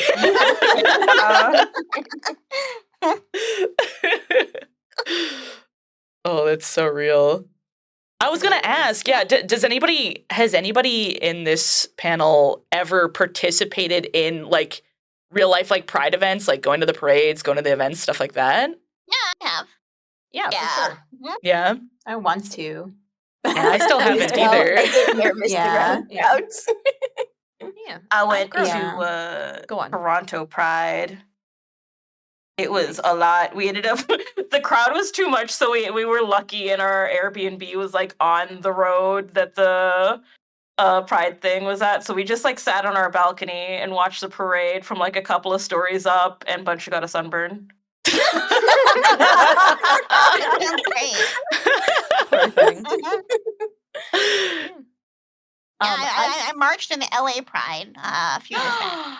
Oh, wow. That was really fun. Mm-hmm. That is cool. Mm-hmm. Yeah, I was I've part still- of. Sorry, go ahead. No, go ahead. No. So I've lived in really liberal cities pretty much all of my life, and all the Pride events that I've been in were like Honolulu Prides, and straightforward, just everybody in Hawaii is just a little bit gay. So I like never had any issues with biphobia within that space. It's just only ever been online specifically. But Well, you'd think it would be the opposite. you would Yeah. fucking think. That's I was- huge to think about. I was gonna yeah. say that too. Like, I feel like anyone I've interacted with in real life has not been nearly as toxic Yes. as online. Yeah. And I feel like, yeah, that's like, because everybody I mention it to, I mean, besides family, is just very inclusive and nice. But I feel like it's gotten worse. I don't want to be like someone who's, like I said, over 29, and I'm like, oh, this new generation or anything. But I mean, I've noticed just, I mean, online especially, there's a lot of just hate within, and I mean, it's probably happened before, but Yeah. for me, yeah, I'm just like, I'm scared to go to pride events because I don't want to take up space, from Yeah. others, not to Yeah. make it sad or anything. No, but that, this is like so accurate. Yeah. Yeah. I feel like I you're know. entitled to that carrying you space. to Pride. 100%. Yeah. I'll put you in one of those little, the cat backpacks where it's like here and then like, You'll see everything from up there. yeah. I would love that. I feel Yeah. that though. I definitely feel with the younger generation, there is like, in addition to this weird policing of identities, there's also like, I'm sure you've all noticed like some like a purity culture that is rising back up. Yep. Like policing things in media, things like ships, and just all kinds of ridiculous, telling people what they can and can't ship, like just really, really ridiculous. Like, I mean, we've all seen it before, but I feel like it's coming back in a really big, angry way, I guess is the best way that I feel very that I feel like aggressive this way. generation is so angry about it in a way that I've never seen before. Yeah. I feel like also there's a lot of bad actors that just kind of blend into the space. And, like with the quoted tweet from earlier, I have my own doubts that that is something that was said by that was said by like an openly queer member, like an openly queer person or bi person or gay person within the community. I feel like there's always that like kind of person who's just going to say something vitriolic just for the sake of just pissing people off. And Yeah, there's been a lot of that. yeah, with a lot of communities, not just the gay Yeah, space. just in general. Yeah, it's been very rampant online where people are just like, what fuss can I kick up today? Yeah. Yeah. Which is so frustrating when it feels like, we go the whole year and things feel pretty okay and we feel pretty comfortable. And then during the one time a year when we're supposed to feel very proud of our identity and find community, that's when we seem to be hit the hardest with exclusionary talks. Yeah, let's be proud, except for you. Yeah. Why We you love being proud gay, makes you're not me gay mad enough. specifically.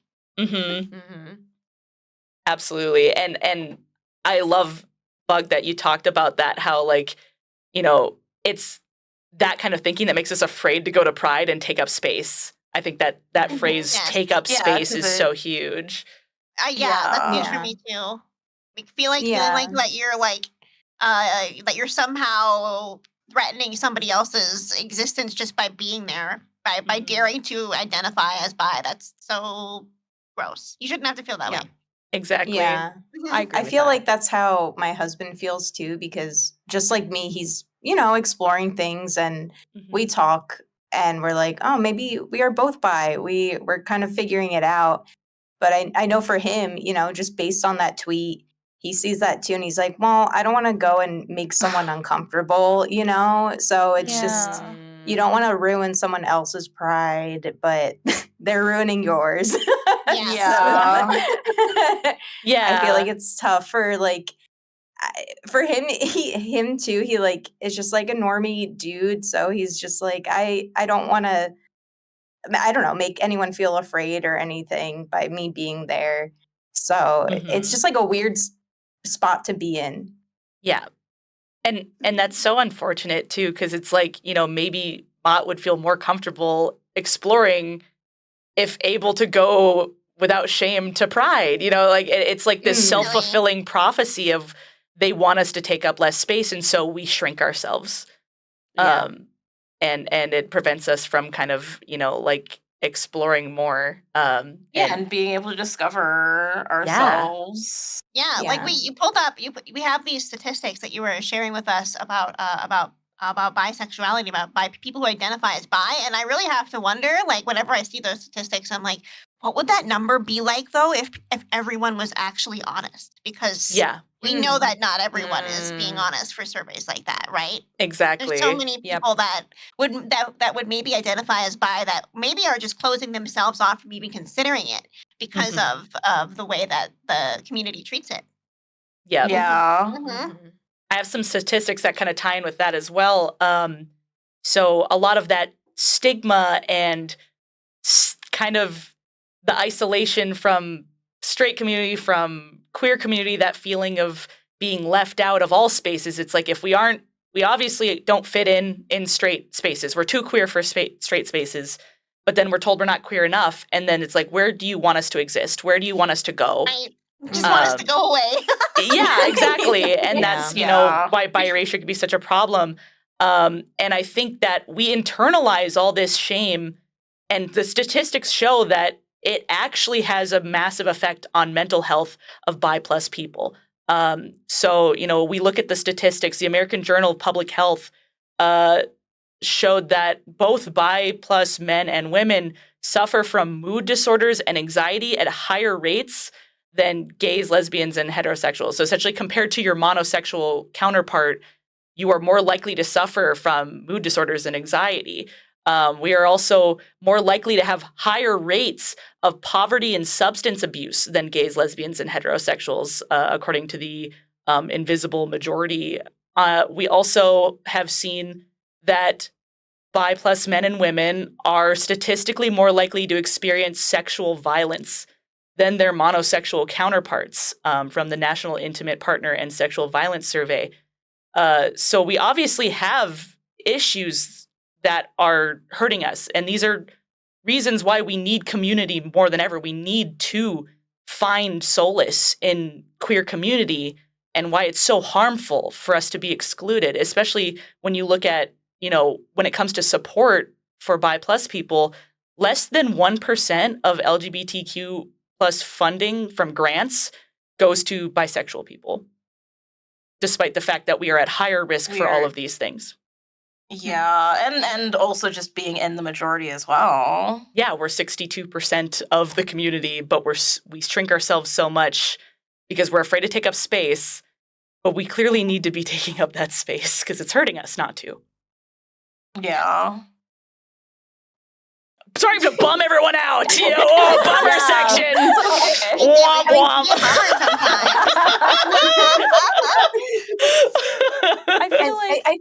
I feel like with more of like the whole bummer thing, with a lot of erasure, I feel like a lot of people who come out as bisexual are just not taken seriously.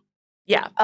So when we say like we're bisexual, we come out and we tell someone, it's like either it's not taken seriously, especially if we're dating a man, or if it's a woman dating a man, or we're considered wishy-washy, that we haven't made a decision. It's like it's just a decision that needs to be made, and it's just like, what? No. Or how many people even just like assume that you're just calling yourself bi because you want the brownie points of being like special. Mm-hmm. And that's another thing that leads to us feeling fake and like we're not allowed, because it's like, oh, I don't want them to think I'm like a pick-me girl that just is identifying as bi so I can be seen as like part of the community. No, it's really how I feel. But one strange experience that I'd like to call out is, for example, even in VTubing, like here online, where here I am, and I love to call like Moon my wife, or Jelly, or and I love women, and like to the point where it's like clearly we're extending past like the friendship relationship kind of thing. At least in we're like very words. close. And I was just feeling very close. Mm-hmm. And God damn it, like I don't get any flack for that ever. But the one time that Steezen was talking to Minnie and they were doing a funny bit about doing a quote unquote blue Twitch stream. Based on like rating funny things. I was told that like people attacked, and it was like this is I didn't get that. Why? Wait, what that homewrecker. Yes. Like you're allowed to joke about it, but if he jokes about it, it's a problem or something. That's not the double standard. I see. Yes, the double standard. I feel like this is going to be like, I feel, a very important conversation to hear the masculine perception from. Yes.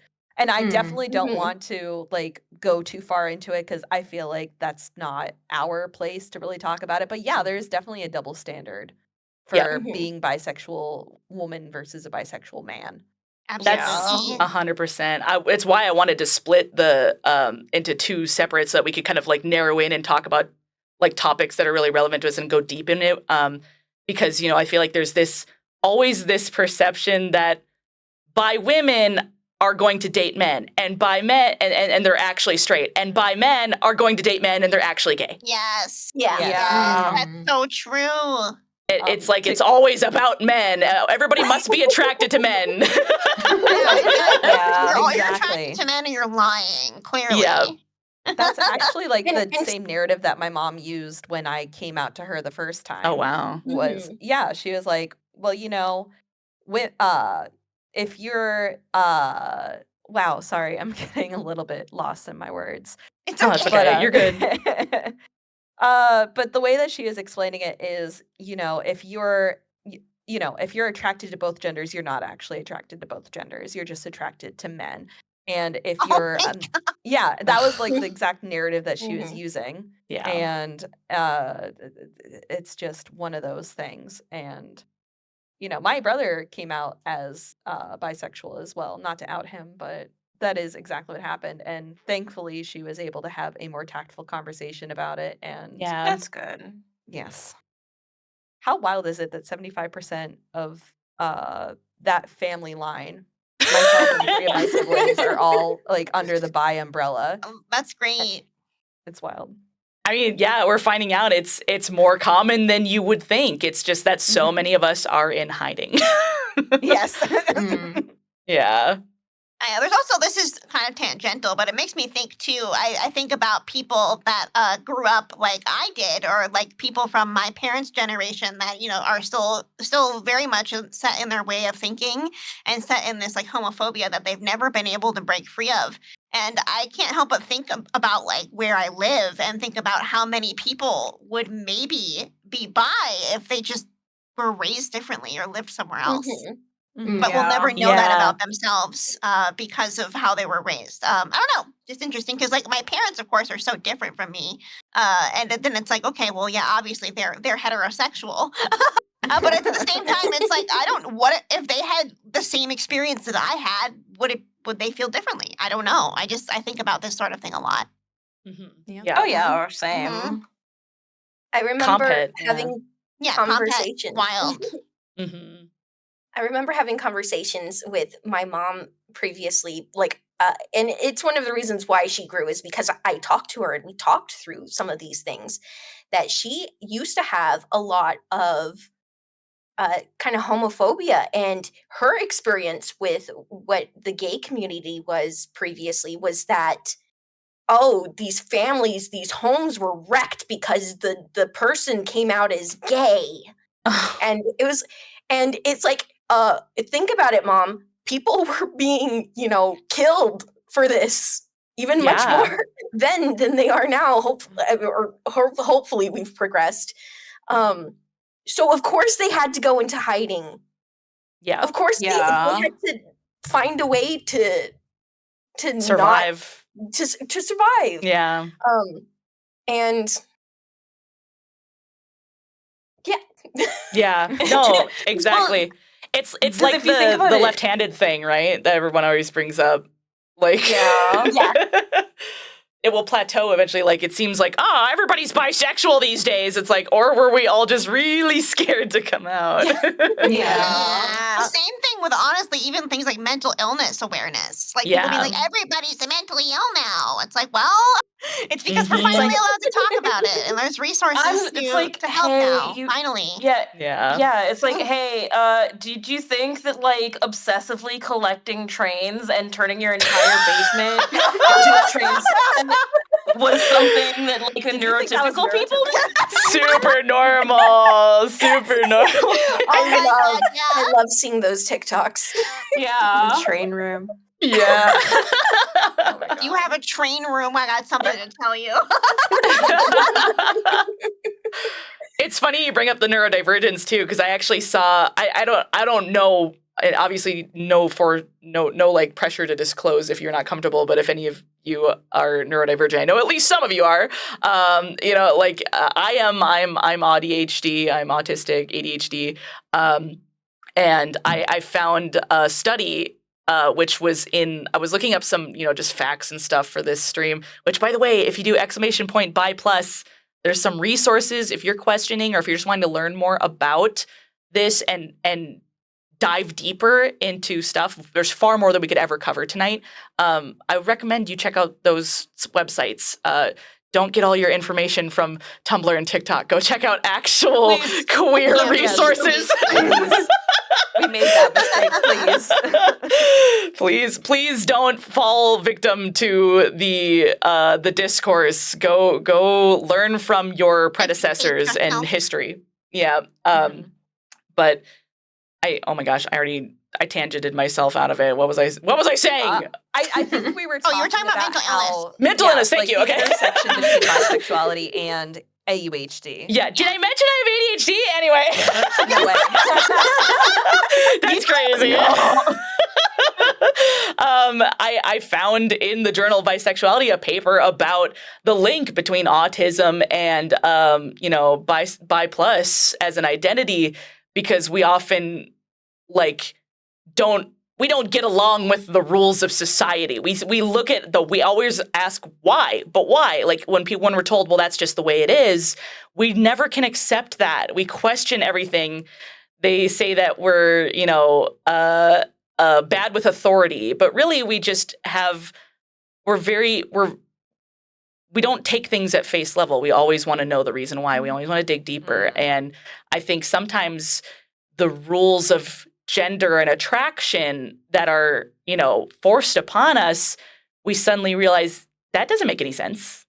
Why do we have to stick in these little boxes? I feel attraction to everyone. I don't really feel connection to my gender. Gender is fake, and you you start to, so there is a connection between that, which I think is super interesting. Experiencing a fucking ego death and being like, well, nothing is real. Why do we have all of these social constructs? Yeah, exactly. Spec, thank you for the raid. Welcome in. Bye, Pride. Let's go. Raiders. Welcome in. I definitely feel the same on the factor of being autistic. I feel like it's removed a lot of what would otherwise be social norms, just because I don't always abide by them. It doesn't strike a chord with me. So I think part of my identity and who I am, my own gender, and then who I'm attracted to, their gender or sex or whatever, is in part because I am apathetic to the definitions. Yeah. I don't care. Yeah. For me, I'm just like, obviously I will always expect other people's identities and pronouns, but for me, I'm just like, do I like you? Do I think you're funny and have a cute little laugh? Yeah. Like you. Yeah, exactly. I think that would also be like a good place. There's a lot of people, and I saw some folks that were, questioning earlier, they think they're kind of like, I know I'm not straight, or I'm starting to explore that, but I don't really know what the difference between bi and pan, and we've got bi and pan folks on the panel here. To be curious, to go around the room and maybe share why you chose the label you did, and maybe we could clear up some kind of misconceptions about that, because there's a lot of them. Yeah, sure is. I like this. Yeah. For me personally, I of course didn't know about of course I think all of us probably knew what bisexuality is before pansexuality, because it's kind of the one that's in more popular just circles of and in media, and so to speak. I didn't understand, I think, really what pansexuality was for myself for a long time, and I didn't understand the distinction between the two. I think the biggest issue that people have is that a lot of times people mistake bisexuality as specifically being attracted to only people who identify as men and only people who identify as women, and that's why they're like, it's the bi, it's the two. Then they think that's the distinction. But I really I don't think it is. They over-literalized it, and so that caused me to have some trouble trying to decide. So for a while, I'm like, well, I guess I am pan, but then once I re-examined my the definition of bisexuality, for me, I chose to stick with that of it. It's really just a shallow reason of the oh my god! Yeah, you literally said exactly what I was thinking, and that's pissing me off. Yeah, there's nothing wrong with the word pansexuality at all, but my brain is like, but I'm Mhm. not sexually attracted to pans though. Oh my God. If I had a nickel, if I had a nickel for every time I heard that specific joke. I know, but it's just funny the way thing it is- sounds. I'm like, I don't know. The funny thing is, I'm like literally the flip side where I was like, I don't really care about which label or whatever. That's Mhm. valid too. I just really I like CMYK and I like making the joke that I really like bread. Also, Yeah. True. see, the bread joke is also it's deep on several levels because in the Bahamas specifically, I don't know how much it is in other Caribbean countries, but in the Bahamas, bread was a euphemism for vaginas. So I'm like, oh yeah, I love bread. That's incredible. Holy That's really shit. funny. I love puns. That's funny because that means I love two kinds of bread because I'm married to bearded bread man, so you know. Holy shit. Oh. Put some I'm meaning sorry to for let's making get you this spit your tea bread. out. Let's get this Yeah. bread. Please, I want to get this bread so bad. Please. Please, please, please, please. Please, Oh just my a drop gosh. of this delicious bread. Just a crumb. Please, just a crumb. Oh man. Yeah. No, I like so within I do share really similar experience with like I went back and forth from being like I originally identified as bisexual and then Tumblr came along and I was like, oh well, I guess I'm pan. Yep. I Mhm. once again, just as Boo said, I really preferred the colors of the bi flag. And that was my own internal argument because I was like, oh, but I really don't care about like identities. And then I sat there and I was like, wait a second, I don't care about the identities. From more than one perspective, I don't think that labels should have as much focus as they do within the queer community. I feel Mhm. like 100%. I feel like if you are a non-binary lesbian, you are a non-binary lesbian. Who the hell are you hurting? You know? Right? Yeah. True. That's how I feel. And within the same space too. You know, like if you are bi plus and you still see people in the same way that you see like how a pan person would like, you know, personality first, then there's really nothing wrong with accepting one identity over the other. Just don't be an asshole. Yep. That's True. where I am. Yep. Don't be a dick. That's it. All comes be down to that. Mm-hmm. Absolutely. I think for me, you know, starting out, of course, I knew bi first. I understood bi was like, like, okay, you were attracted to more than one gender. And then same thing with the Tumblr discourse coming out. Yep. And pan comes up on the radar, and I'm noticing another I don't. theme. Yep. I don't even know if it is even still the right definition, to be completely honest. Sure. But the "you love who you're gonna love" was I think a phrase that somehow was connected to pansexuality for me, and it just stuck with me. And so I was like, I like that one. I like that one. Yeah. There's too many Absolutely. definitions. This one makes sense to me, and I'm sticking with it. Yeah. I will add that I am again a statistic and did find out about pansexuality through Tumblr. Is it all of us? Is Me it all of too. us? I'm Statistics. sure. We are but statistics. We are but statistics. Oh my God, that's so funny. It's Yeah, unreal. I definitely struggled with that too. I was like, I think there was a lot of fear. If you guys aren't familiar in chat with what the discourse we might be referring to is on Tumblr, it was that for a while there, bisexuality was kind of considered transphobic. And that Yes. they were trying to paint as though like you only like men or women, which means that you don't include non-binary, which is transphobic, or dark fucking days, yeah. There was yeah. a big point where they were just straight up saying like, oh, bisexuals means you also don't include trans people in that. It's like, Yes, but I'm like, trans what? people, Yeah. Mhm. but You're really it's like defining they a lot are. of things for us. Which was kind of Yeah. transphobic in itself, Yeah. coming from that Because it's- perspective, because that means you don't consider trans people to be real men or Yes. women. Like, Yeah. the logic like, isn't logicking. Go Yeah. off, I guess. Incorrect, Yeah. but go off. Yeah. wildly incorrect buzzer sounds. Yeah. But when you're young and you're still figuring things out and you don't know where to go for the right resources and you're only hearing this viral discourse, you internalize that and you go, am I a bad person for feeling this? Like, am I choosing the wrong label? Am I doing something wrong? Like, Yeah. it's challenging. And it's really not until you start to, look up real resources and look into the history of bisexuality. Look at the people who have been leading this, and there are definitions. We actually do have them. They're on Bisexual Resource Center and stuff like that. Does it still leave a lot of room for interpretation? Yes, of course, because there's no like black or white. It's a lot of gray area.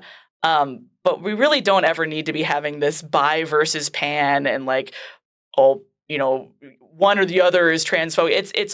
It's not really necessary, because when you like look into it, you learn, like we said, bisexuality is an umbrella term. If we go to Bisexual Resource Center, bisexual plus and bi plus is an umbrella term that includes all people who experience any kind of attraction to more than one gender. So when people are saying, oh, bi means man or woman, it actually means more than one, as opposed to monosexuality, which would be like gay, lesbian, heterosexual. And so they define, when we go down underneath that umbrella, bisexuality as the attraction to more than one gender. This attraction could be physical, romantic, and or emotional. Bisexual people may experience different types of attraction to different genders, and their attractions may change over time. Versus pansexuality, which is attraction to all genders and or regardless of gender. I feel like that's, and I'd love to hear from like the pan folks in the call, but like I feel like that for tends to be the me- definition is Yeah, that? for me, it's very much the gender does not play a part in me choosing who I am attracted to at all. Mhm.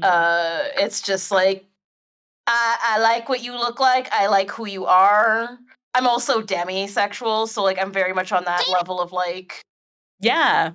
Yeah. So I'm very much on that level of like your physical form doesn't play that much to me in my attraction at all. I'm just like, who are you? Who is piloting the meat suit?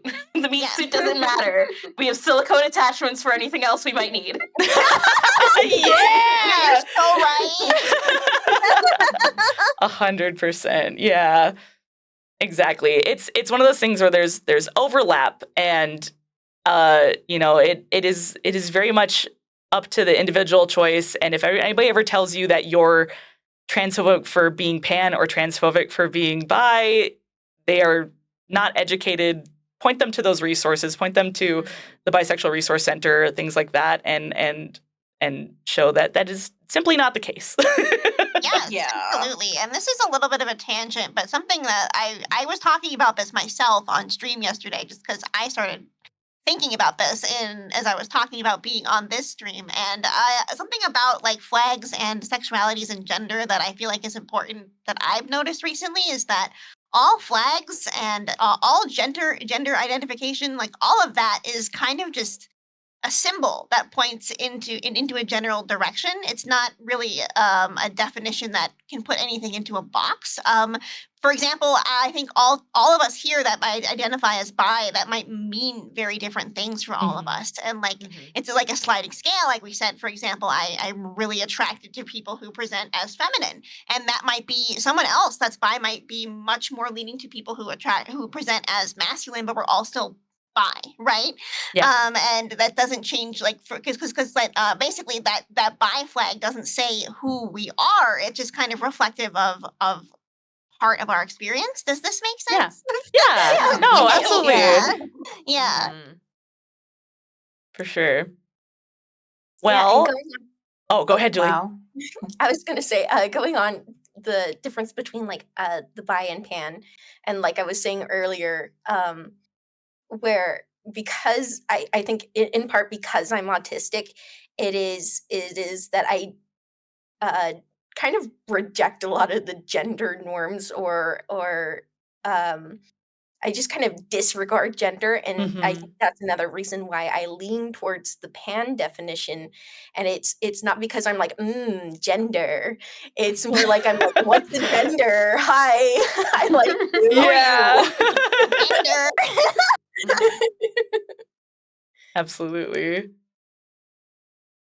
Well, I think it's 10 p.m. my time. And I'm out of snoozes for our final ad. Unfortunately, I'm out of snoozes. I can delay it no longer.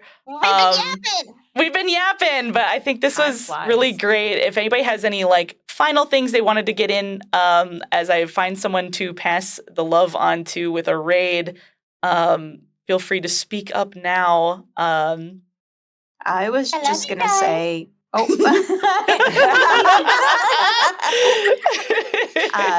I was just gonna say, I was like a little quiet just because I'm taking it all in, and this was so helpful for me personally, just to Aw. hear everybody's experiences. And I don't know, thank you for bringing me on. I really enjoyed this, and it was really nice. I'm so glad to hear that. That's exactly why I wanted to have you, because, I wanted that perspective of someone who is still kind of getting to that comfort level, and that means a lot. I'm Yeah. glad you Yeah. came. I feel Yeah, like we're here. I'm over Yeah, 29, thanks. but I feel like baby gay a little bit. Like I'm still figuring it out. We will protect you. Learn more about yourself. Yeah, we'll protect you. We're taking you under our wings. Absolutely. Yeah, this was great. It means so much that you asked me to join and just put this together in general. It's like it's never been something that I think probably I speak for myself here, but I would assume that other people here have also never had a chance to just come and speak about their experience with bisexuality like this. So it means a lot. Yeah, Mhm. thank you for coming. Yeah, thank you, Moon. Thank you for having me. Stan Moon. Stan all these wonderful folks. If we could get as many shout outs as we can fit in, obviously. But please go check out all these wonderful panelists. Thank you, Boo. Thank you, Bug. Thank you, Mari. Thank you, Starpy. Thank you, Julie. It was so lovely talking to all of you tonight, and I hope everyone in chat, I hope that you'll come back tomorrow for the mass perspectives at 7 p.m. CST, assuming we don't have scuff. Assuming the Jorbos don't shoot through the wires again. Actors all in one room. You thought we could start on time? I know. I don't know what I was thinking. Again, I'm just so happy you guys all came. It means a lot. I feel my heart is full. That's the only way I can say it. My heart feels full. Is so full. I feel it. It's been so enlightening and wonderful. Thanks, everybody, for joining in. Yes, thank you you. so Thank much. And again, chat, if you are exploring your identity and you think you might be bi, pan, omni, polysexual, any of those things that fall under, just basically non-monosexual, go check out those resources right there. I just posted some very important links. Do some education, do some self-searching, and I hope that those help you. Also, sorry, I want to add one more thing. You are valid if you ever feel the need to change your label. Yes. That's okay. 100%. It is Life is never a too journey. late. Yes. Yeah. Bisexual sometimes is assumed as a stepping stone. Sometimes it is, but that's not we shouldn't assume that it always be a is. stepping stone in life. Nope. Exactly. It may be sometimes your gender can and attraction can change at any moment. Just be you. Be who you are. Be proud of it. Yes. Be And, true to yourself. Yeah, and be kind good to yourself other people too. and be good to yourself. Absolutely. Thank you all again so much.